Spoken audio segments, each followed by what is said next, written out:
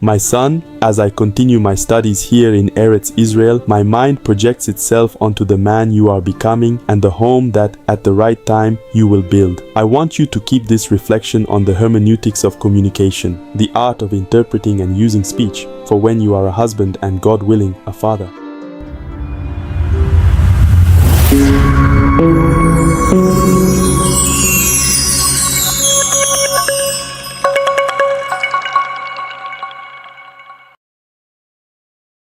Shlomo Melech, King Solomon, addresses a theme that can build or destroy a life. In all human interactivity, in your future marriage, at work, or between parents and children, criticism is a natural element. What we do does not always please the eyes of others. Look closely, my dear son.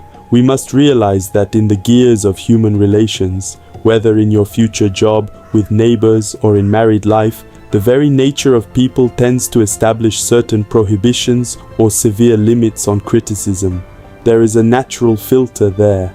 I will explain where you must be careful with criticism, especially when you become a father. Between us, the dynamic is different. When we speak of parents and children, we enter a terrain of extreme ontological fragility where a person is totally defenseless, especially in childhood. If parents do not have the acuity and double attention to polish the way they speak, seeking a healthy and fruitful dialogue, the consequences can be severe. One could, God forbid, create stigmas or terrible damages that a person will carry as a burden for a lifetime. Therefore, the way we articulate our thoughts today defines the man you will be tomorrow. However, the precepts and foundations we will analyze henceforth are not restricted to the world of children. They govern communication and human exchange in their totality and scope. Faced with criticism, censure, or eventual arguments from one person to another, what is the practice, the procedure, and the upright method of expressing oneself?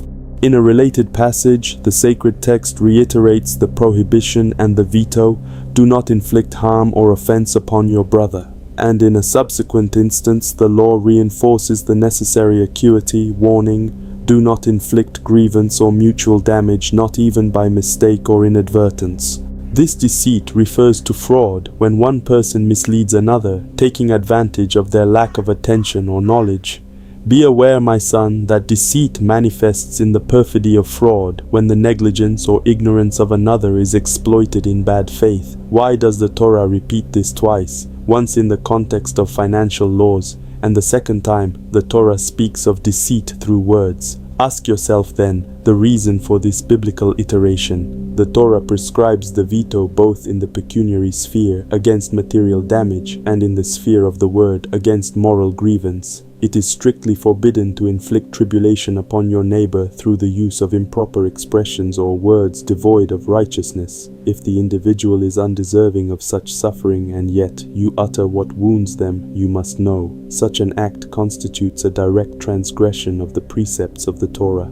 Pay close attention, my son, to the gravity of this precept. The Talmud sentences with rigor: a man must exercise perpetual vigilance not to inflict the slightest trace of affliction upon his wife. The feminine soul possesses a sharp sensitivity, and her tears spring from the purity of feeling. Therefore, the weight of duty rests upon you. You are the guardian of peace and the emotional foundation of the home.